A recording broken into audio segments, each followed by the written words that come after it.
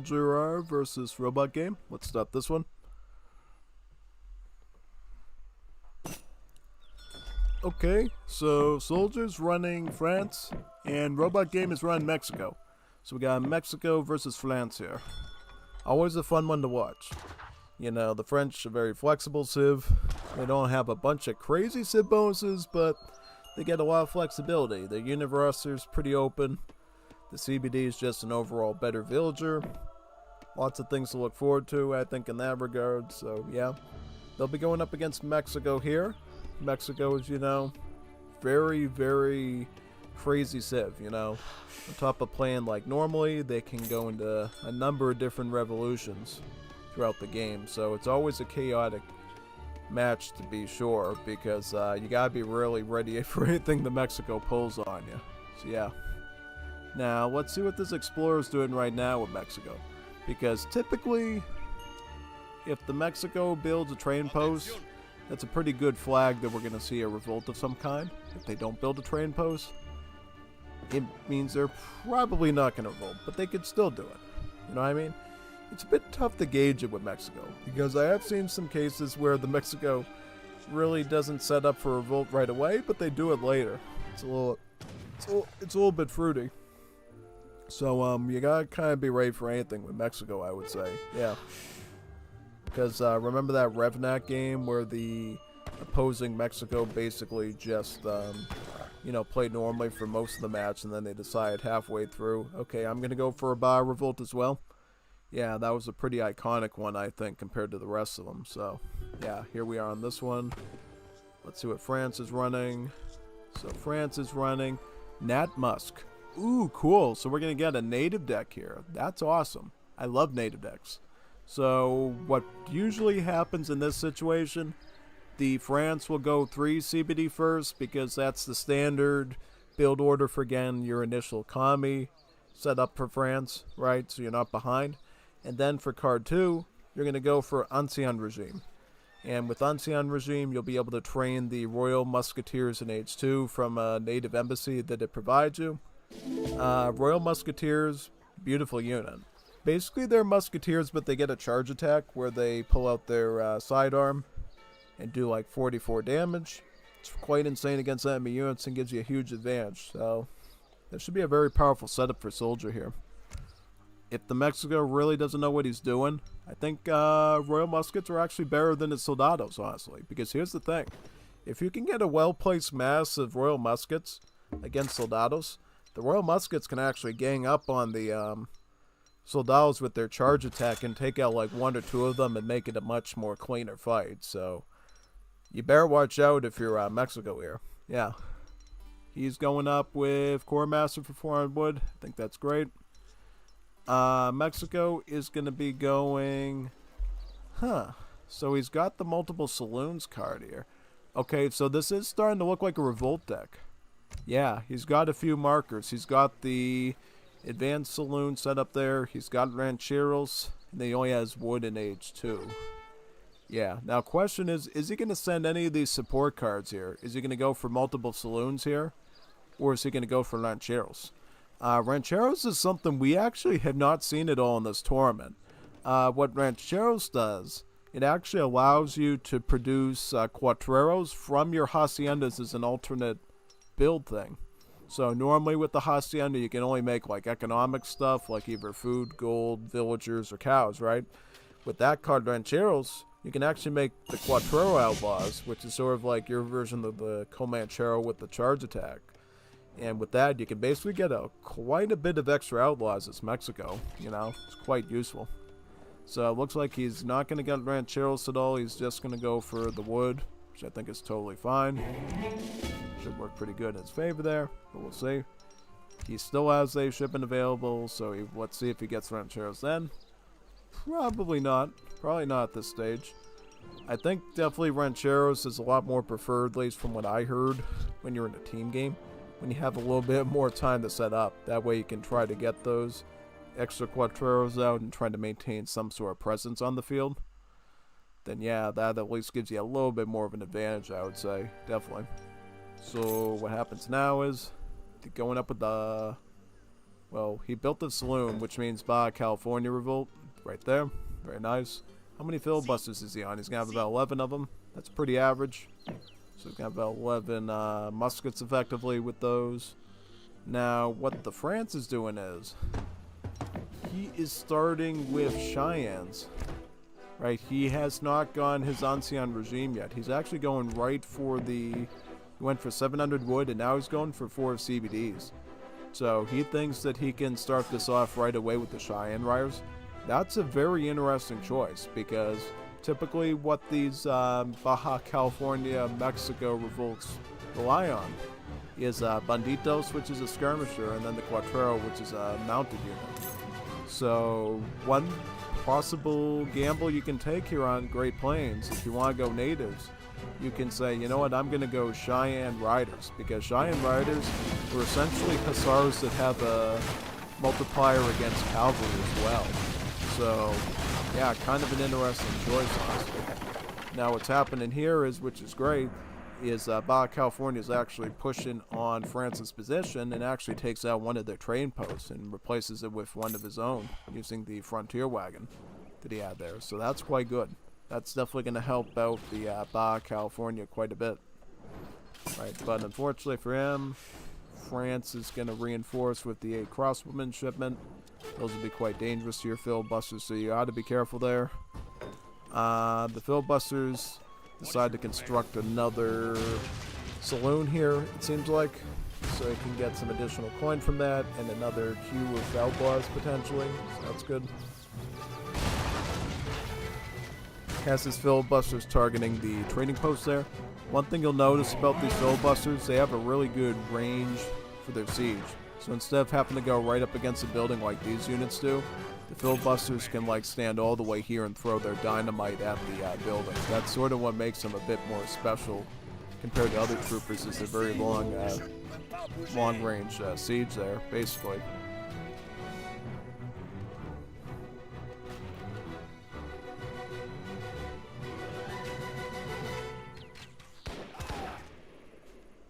Okay, so his filibuster numbers are dwindling, and now he's dealing with Comanche horse archers as well as crossbowmen, as well as some supporting Cheyennes that are coming in now. So this here will be pretty tough, I would say. Yeah.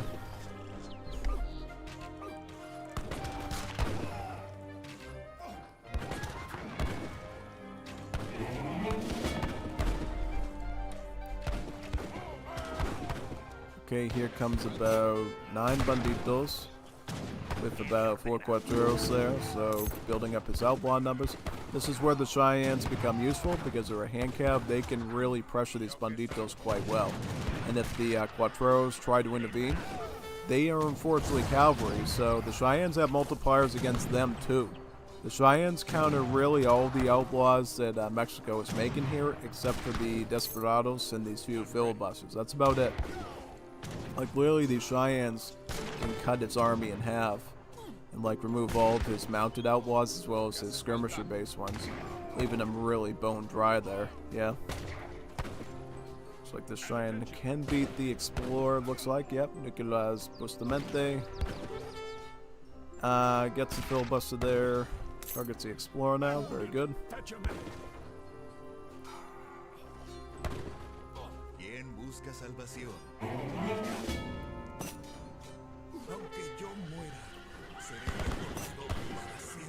Alright, Cuatreros are going to target these Cheyennes, it looks like. Yep, very nice.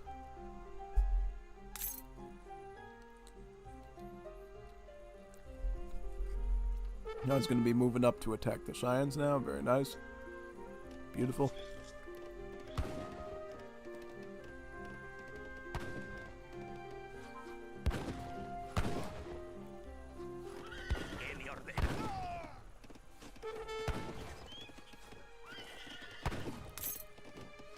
Oh, we got Soldier of Fortune. That's great. That's something we don't always see these buys go for. It's a beautiful card because it essentially allows it so when you kill enemy units, you get coin now. So you get an XP bounty and you get a coin bounty. The coin bounty is very useful for Baja Revolt because majority of the troops you're making during the Baja Revolt are going to be the outlaws. So the more coin you get, the more units that you can have on the field, which is very essential. So let's see how much coin he makes off of one of these giants. He makes about 19 coin. That's not bad. But the problem is he's going to have to make sure he micros properly here, and he doesn't take any bad losses fighting these units. Yeah, gets 45 coin off of the Explorer. Let's try to kite these Cheyennes, because you don't want the Cheyennes to get close, because they have that multiplier on them. So they're really doing about like 54 something damage against you. So you gotta be really careful about throwing these Quattros into these fights. You know what I'm saying? Yeah. Looks like he's backing up right now.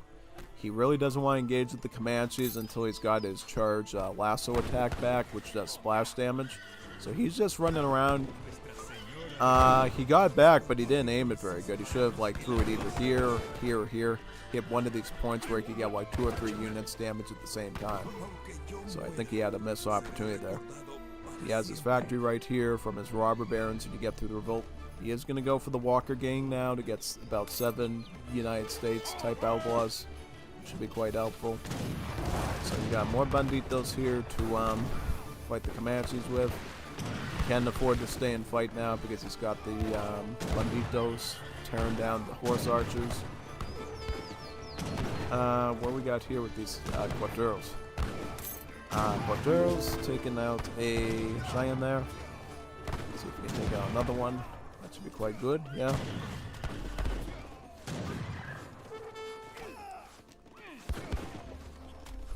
Yeah, it looks like SoldieR is winning the fight out, though, with his mass of Comanche or horse archers. Because here's the thing.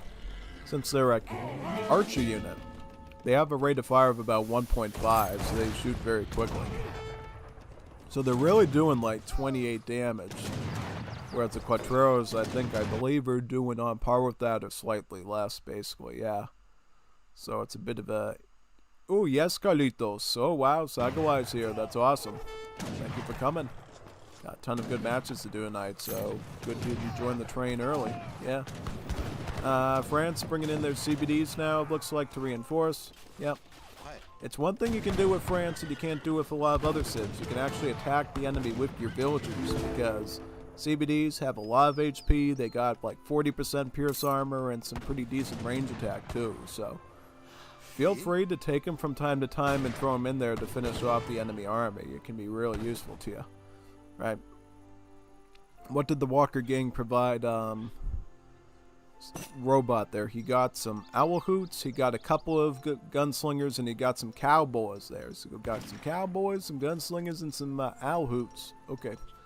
He's also going to be picking up coach guns, which will give him about 3 banditos and 3 quattros. Ooh, wow, look at this forward tower here by France. Trying to secure this native site. The native site will be going down, though. And, yeah, no, I don't think this native site's going to last. Now, will that tower stay up, though? That's the question. He finish this off? Perfect, alright. Gets that done at least. That's one less native site to deal with. Now, you only have to worry about the Comanches now, which is a huge advantage, because it's really the Cheyennes which is the biggest threat to this outlaw. I mean, the Comanche archers, they can be dealt with, but the Cheyennes, now, they're a serious threat that you have to take very seriously. Yeah, very, very good.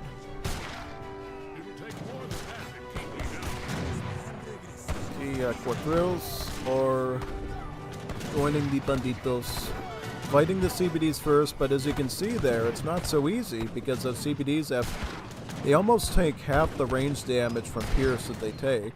And then the hit points are also quite large too, kind of on par with Janissaries. So, yeah, no, it's not an easy fight at all, but it looks like in the end they do end up doing it, but at a huge cost because they have to sit there and fight for quite a while, and then it's obviously a bit of a conundrum. Yeah. So now they're going to rush that tower, it looks like. At this stage, SoldieR has picked up Ancien Regime, and he is doing Royal Muskets. The Royal Muskets are definitely going to be a pain for those outlaws because they have a wonderful charged pistol attack that now does about 50 damage because it looks like he got some upgrades from the home city on those muskets. So, yeah.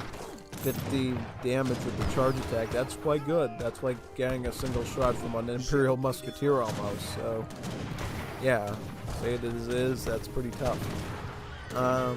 Yep, looks like the Comanches and the Royal Muskets are able to drive off these Baja units, mainly because he still has the support of the CBDs there, who are basically tanking all the range damage and land the outlaws, not the outlaws, but the native Royal Musketeers in the back. Enough time to be able to deal with them, yeah, quite good. Oh, and he's also going to get the 320 XP treasure too to boot, this one right here. This is like the best treasure you can get on the map. Once France gets that, what can he get? Well, he's actually burned through all of his cards, right? He doesn't even have his crates anymore. All he can get is like Silversmith, which, you know, it could be alright. I mean, you might need that Silversmith to age up now, so I'm not going to complain about Silversmith. I think in terms of like 1v1, Silversmith can be quite good for you, because it helps your mining rate pretty good. Helps mines last a little bit longer, I believe, if I recall, right? Yep, makes mines last longer, so that's quite good, you know, just give you a good coin economy, I would say.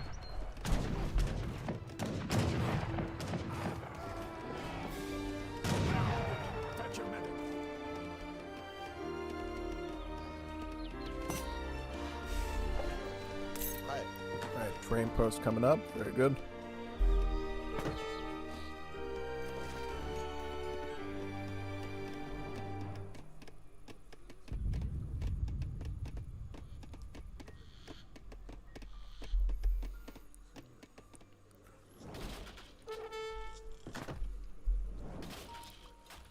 The Exiled Prince. I think things now are definitely moving against Ba, because once he goes to age 3, then he can call the plethora of French age 3 cards. You can get the Falconets, the Dragoons, the Skirms, the Cuirassiers. That's when things get really dicey against France. In age 2, you can eventually beat down their card numbers, but once they put in the age 3, now you're in trouble, because now they get the artillery, they get the splash cav, they get the range light cav.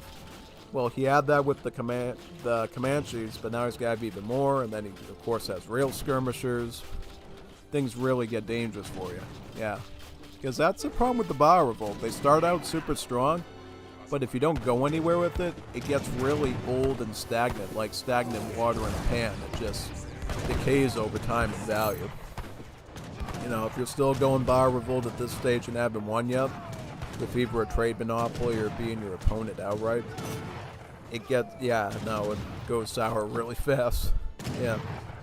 Yeah, Robotgame already knows that he's toast, and he's like, oh man, I messed this up. Yeah, that's alright. That's typically what I run into with Ba Revolts. They either go really, really good, you're able to put the squeeze on them very nice, and if you don't do anything within a certain amount of time, it's always over. Oh man, yeah, no, he's not too happy about that at all. Big time. Speaking in Juanito tongue, I'm assuming. No habla. That's a good gringo. No habla español. What are you talking about, Juanito Taco? Yeah. And you get, oh wow, look at that. You got more Cheyennes too. Yep. Good demonstration of French natives there by SoldieR, man. French natives, one of their strongest setups. And it's only something we've seen a handful of times in this tournament, so it's good to see SoldieR doing it correctly there. Very beautiful. And I think in that situation, it basically came down to Baja California not being able to clinch a win quick enough. They could have, well, here's the thing, they either had to go for the trade monopoly route with annexation, or they had to, like, somehow beat out the French military there, which they weren't doing, you know what I mean? You have to be really on top of them and, like, being crazy and stuff, constantly wiping things out, but that's just not what we were seeing there, so things fell apart the way they did.